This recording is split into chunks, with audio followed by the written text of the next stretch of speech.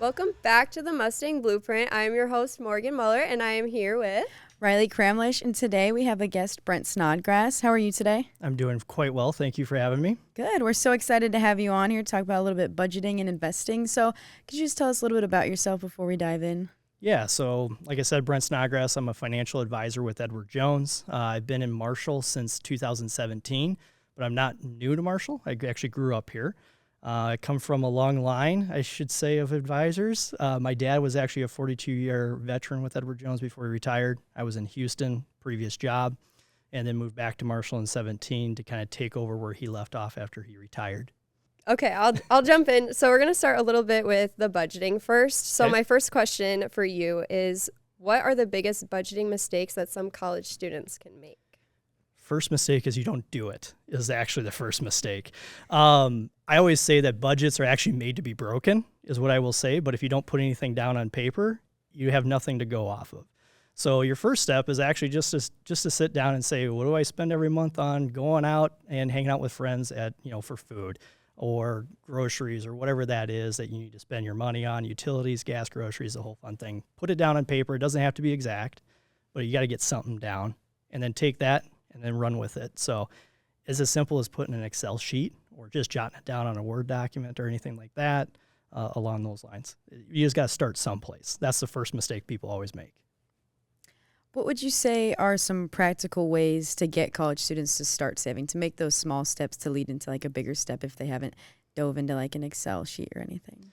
Yeah, honestly, you got to remember that you as an individual are kind of like a business. So if you don't pay yourself first, you're just going to go out and spend that money before you even think about it. So take the time to actually set that money aside right now. It doesn't have to be a big dollar amount, but if you set aside $20 every month and you just put into an account that you don't really look at, your checking is not an account that you don't look at, set it into an account that you just don't look at, and you'll start to forget about that you don't even have that money there. That's your first step, is start putting that off to the sidelines. And then you kind of go through and you start to say, okay, what else do I have to spend my money on? We're all going to have student loans at some point in time. Hopefully not, but you never know. So you're coming out of college and you got to say, okay, I got a budget for that too. So pay yourself first and then take whatever money's left over and then start to divide it out a little bit. But it's a balancing act. It's not an exact science by any means, and nor should it be. You just got to figure out what works for you is how it goes. So my next question for you is, how can students kind of create a budget that might work for them while trying to balance their school, their social life? Maybe they have a crazy work schedule. How do you try to balance all of that? Well, first you got to start again. Yeah. Go back and write those numbers down is what it is. And gosh, I'm trying to remember what it was like when I was back in college and trying to do that. I had an Excel spreadsheet. Yes, I understand that the business I'm in now too maybe led to that. But it's a give and take. Everything is a little bit of a give and everything's a little bit of a take. So friends call you up, you want to go out, and all of a sudden you're going, oh, looking at my budget sheet, I have to trade off whether I'm going to go out with my friends that night or I'm going to save that for a rainy day down the road. It just kind of depends on that situation. It's a give and take, and the hard part, we're kind of a big take society right now, and we just got to remember we got to give a little bit is what we got to do. So if you give a little bit, it will pay off dividends later on in life, and I can talk more about that in the investing world. But you just got to do that. Is what it is. Again, it's hard to say that there's an exact science to this because there isn't. Is what it is. So you talked a little bit about having like different accounts. So everyone will have like their checking accounts. What would you recommend are other accounts that college have? So say they have like a small income, like they can only work like 3 days a week. They're making $12 an hour. What kind of account should they set up with that? Yeah. So first you're going to have your checking account.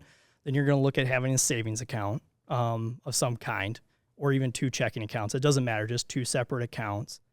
And then when you get to the point of having a little extra cash, then you might want to look at maybe doing something like an investing account. And that can be done a lot of different ways to set that type of account up. But really, it's start with the checking, start with the savings, and every bank can do it. And then look at it opening up like a third account once you kind of have a little bit more income. Like your savings account has gotten built up to a certain threshold. And I can talk more about what that threshold would look like too. Yeah. So Do you want me to? Yes. Awesome. Yep. Dive into All that right. threshold. So it's really important that you have emergency cash is what it is. Emergency cash is basic living expenses. Netflix, believe it or not, is not a basic living expense. Shucks. But your cell phone bill is, though. It is a basic living expense. So you want to have about 3 to maybe 6 months of those expenses covered in case you can't work or something comes up. So you have those basic living expenses covered for that 3 to 6 months. Anything more than that, you're just starting to get into the realm of just being a hermit with cash is what it is. Once you hit that threshold, now you kind of start to want to look into, hey, should I invest some of my money? And start to put those dollars to work for you for down the road, whether it be retirement planning, purchasing your first home, which obviously is a challenge today with the expenses that houses are. A vehicle replacement. Maybe we've been driving that jalopy for a while, and now we need to actually get that thing replaced. So let's start saving for that. But that's where you want to kind of start. So is get that 3 to 6 months and then build off of that. So I do kind of want to jump back a little bit when you were talking about like essentials and things that are basic living needs that need to be paid for. How do you prioritize those expenses and figure out what is a basic need? Yeah. You got to eat. You got to turn the power on. There we go. Those are first and foremost is you got to eat and you got to have the power. Cell phone today pretty much is going to run everything along those lines. It's kind of one of those things. Can I turn this off and still survive is a basic or not a basic necessity is what I should say. So Netflix is not a basic necessity. You know, our Apple Music is not going to be a basic necessity along those lines. They're just nice to haves is what it is. You get past that point and now you can start to add those other things back in is what it is. But when you look at that emergency cash bucket, focus on the basic things. Focus on the really basic things. Gas for your car, auto repairs. You got to change the oil in those things every once in a while too, and then go from there. That's kind of how I would say is a basic expense. Okay. Yep. So I know you touched about how we can set up an Excel sheet, but say someone's not very or doesn't use Excel very often. We always carry our cell phones on us. And I know a lot of people like apps for things. Like I use a lot of apps like reminders and, and to set like my to-do list. Are there any good apps that you can download on your phone just to open up quickly that can help you set that budgeting? There absolutely is. And my favorite app actually stopped doing it. Oh, no. It was mint.com was the company that ran it. They shut down their services or they changed them completely. I don't even know they just don't. They don't work anymore. That was actually my favorite app. There are more apps, though. If you jump into the App Store and you type in like a budgeting tool or even just a Google search, you're going to find a number of apps for it. I really wish I had a good one off the top of my head. I'm a little old-fashioned, I'll admit. Pen and paper is what I've done. I have a PDF file that literally tells me every category that I will just jot something down. If I could do it on my phone, I still would. Trust me. I would definitely go that route. I haven't found one that I've liked since then. So we'll have to do some exploring then. Yeah, a little bit of digging on that one. I want to like go and look and see if I can find like a reliable one. Because I'm going to be honest, I'm not good at budgeting. So having this conversation with you is going to be really helpful for me, especially. But I know it's for some of our viewers as well. Can we jump a little bit into the investing side of things now? So my first question is it honestly realistic for college students to start investing with small incomes? Like for me personally, I sometimes only work a few times a week. So would it be possible for me to start an investment? Absolutely. Anyone can do it. There's no magic threshold that says you need to be here before you can start doing this. Honestly, sooner is better, truthfully. One thing that we will never get back in our lives is time.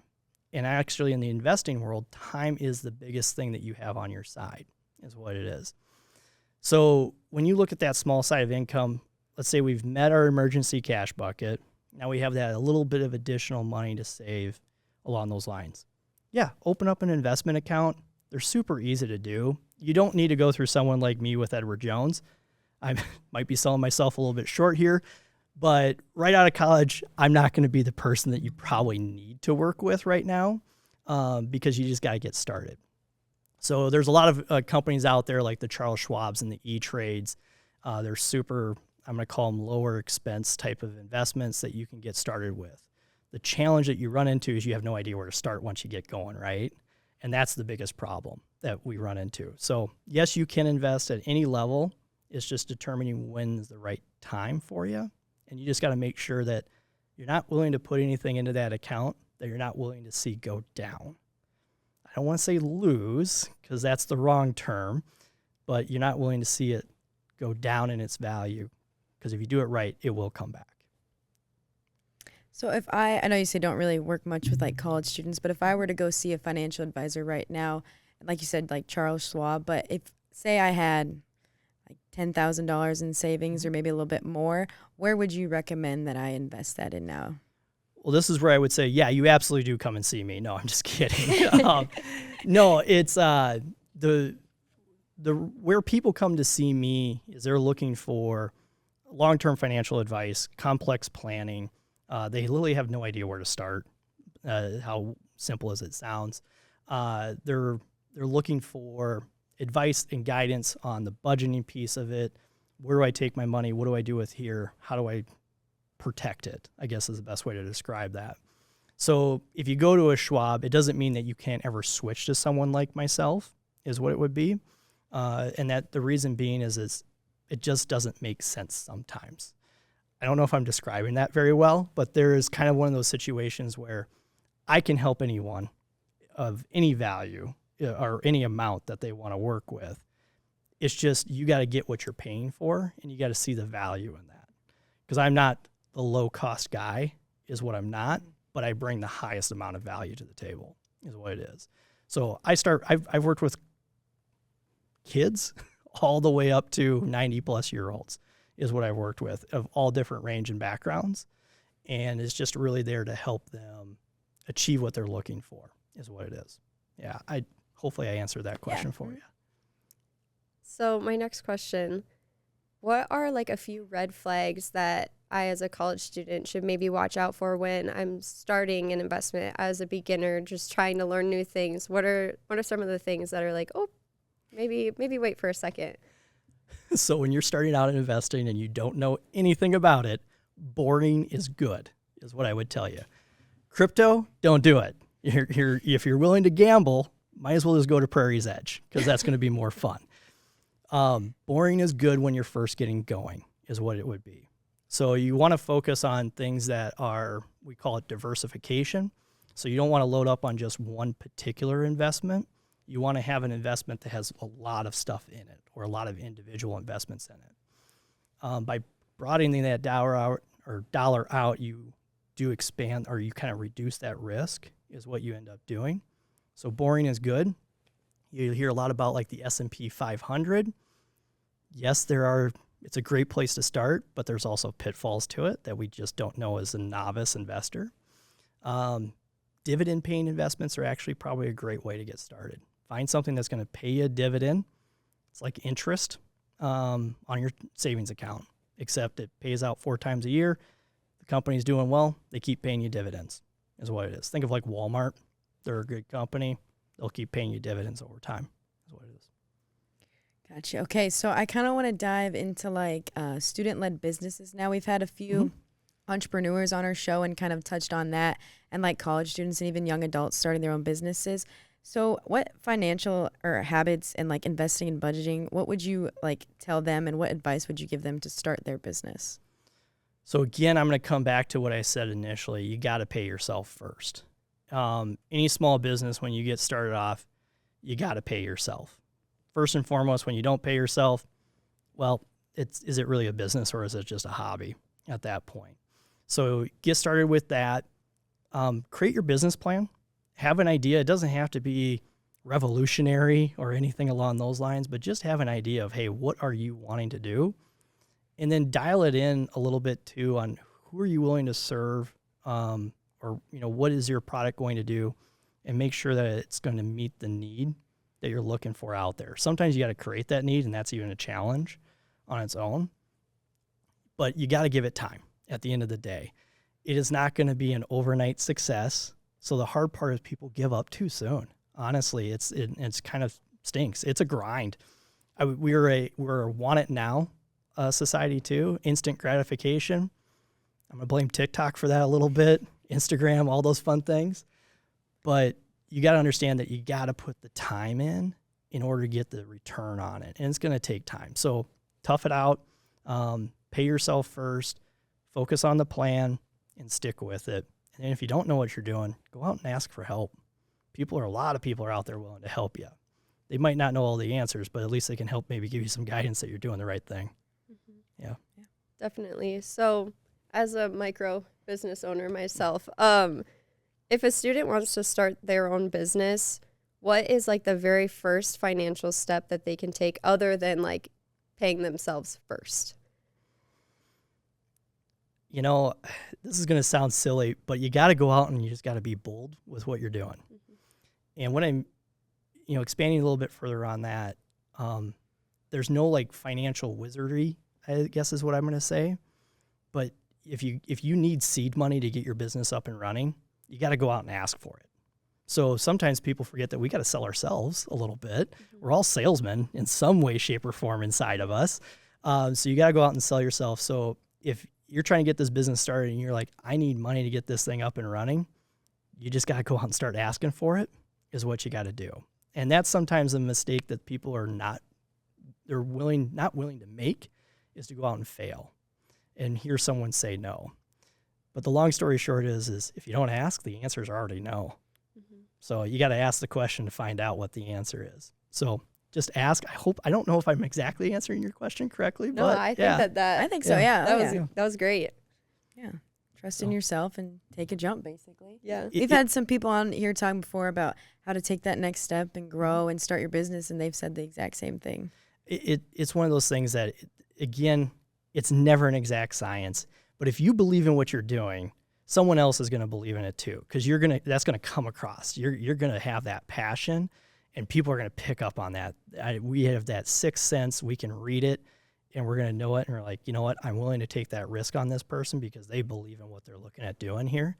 So, all right, let's do it. Mm-hmm. Yeah. Awesome. So now that we're kind of close to the spring here, how should students approach financial planning if they're unsure about their career path after graduation, whether if they've saved up a little bit while they've been at school, mm-hmm. or they just kind of have that 3 to 6 month with them? How should they prepare for that? So the goal is to walk out of college, walk right into your career, right? That's the goal. Don't forget the basics is what I would say. Just because you walk out and maybe you walk into that career now and now you're making a little bit of money, don't forget to go back to the basics on that. Your 3 to 6 month number is going to start to grow a little bit. Your spending needs are going to start to grow. You're going to have those other things that are come along with that. So as you transition into that realm, don't forget that you're going to have those obligations that you're going to need to pay as well. So student loans, they're going to come up again. Don't just kick them down the curb because it doesn't get cheaper. It only is going to get you more expensive. So you got to balance that again. So once you get that first job, go back to that budget and start running through that again and tweak the numbers where you feel like it's necessary. So we're slowly but surely going to wrap this up. But do you have anything that you want to leave our viewers with tonight? Just any words of wisdom, extra advice, things to look out for, anything like that? Words of wisdom that I would leave someone with is don't forget that, as you transition to from a educational side of things to a working side of things, don't forget to focus on yourself. And what I mean by that is don't forget to continue to learn. Don't forget to continue to challenge yourself along those lines. Keep growing, keep pushing yourself, because when you get stagnant, that's when things get boring, and then you just feel like you're in a rut is what it is. When you continue to do that stuff as you move towards the more financial security, as you continue to grow, if you have questions about that stuff, go and seek someone out like myself. Ask those questions of, hey, I'm starting to see this. What do I need to do next? Because if we get too close to the problem, we can't find the answer. So you got to have someone that takes that 30,000-foot view for you. But keep pushing, keep challenging yourself, and then transition from there. Yeah, that's awesome. I truly feel like I have learned a lot. I feel like we think about money and budgeting, and it's a scary world to jump into, but like you said, if we just take that risk and don't be afraid to ask for help, I feel like people will get more comfortable with it. You know, you're always afraid about losing money, but you can always earn money too. You absolutely can. Keep in mind, I always abide by this method, the KISS method. You've probably heard of it. Keep it simple, stupid. When you overcomplicate something, it becomes overcomplicated really quick. So keep it simple. You're going to figure it out. It's not super easy, but you will figure it out.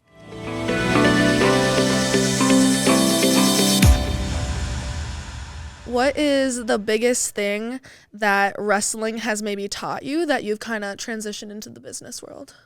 You will suck and you will fail, and that's just how it goes. You just got to get back up.